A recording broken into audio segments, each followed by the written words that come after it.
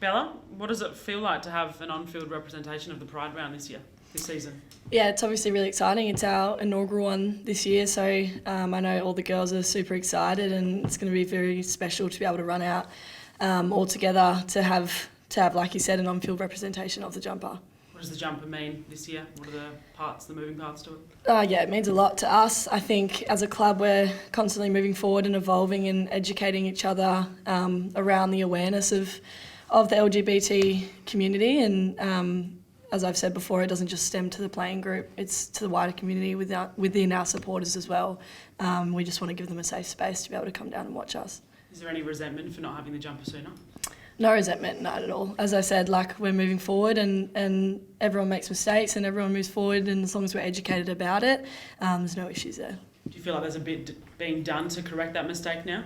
Yeah, I think so. I think the club's putting in place a lot of, I guess, methods to move forward and educate not just the playing group but the staff and all the supporters and members around, I guess, Pride Round and what that looks like, especially for people who are very aware. You've got the writing on the back. Do you want to touch on what that is? Yeah, so the writing is, I guess, a special anecdote really for the players. I guess everyone got to write their own story, I guess, like a date or a name of how they were impacted personally, and I think for us it's really special so that our supporters and people who buy the jumper can also feel safe to share their story. Getting to wear it at home as well, pretty special to do it in front of a home crowd. Yeah, definitely. I think we'll have a lot of supporters and fans and family coming down, and I think that's going to be the most special part about it, is having everyone come down and support us.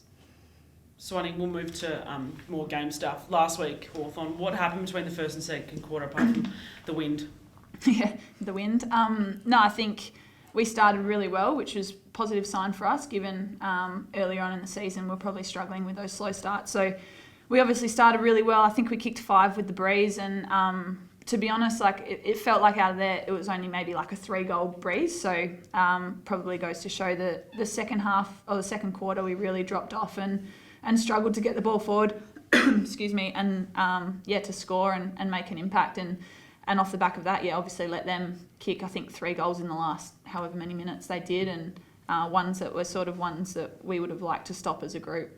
You were fast and they were defensive. That's probably something that will happen again with Richmond this week. What do you guys do to change that?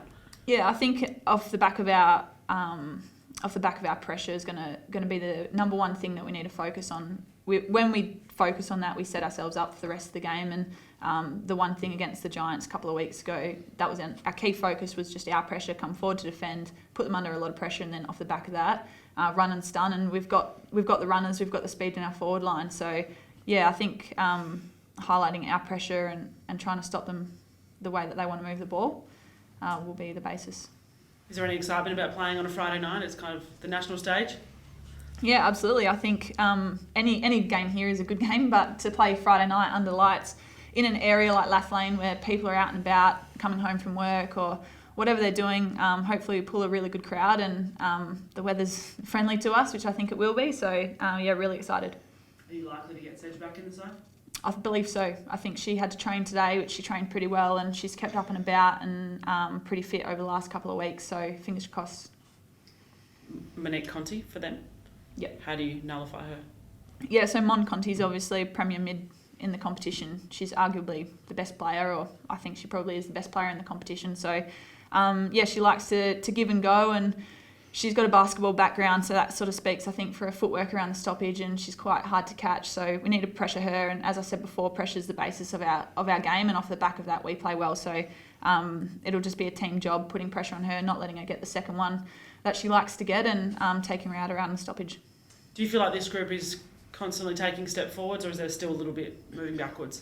No, absolutely. I can't be more sure that we're going in the right direction. We've had 2 rising stars in the last 2 weeks, and we've got girls, Courtney Rowley and who else? Charlie Thomas hasn't had one yet, which she deserves one as well. So we've got a young group coming through who are learning every single week, and although the last 2 games, going down by 3 points in 2 games, so a goal over 2 weeks sucks. It's a bit bittersweet, I think, from a player who's been here for a while, because probably 12 months ago we're getting beaten by 30 points. To be beaten by 3, that's the sweet part. The bitter part is that we're a kick away from really taking the competition. And to be honest, like looking at the ladder, we could just about be sitting in the 8 if we did take those opportunities. So there are growth areas, but I couldn't be more sure we're heading in the right direction.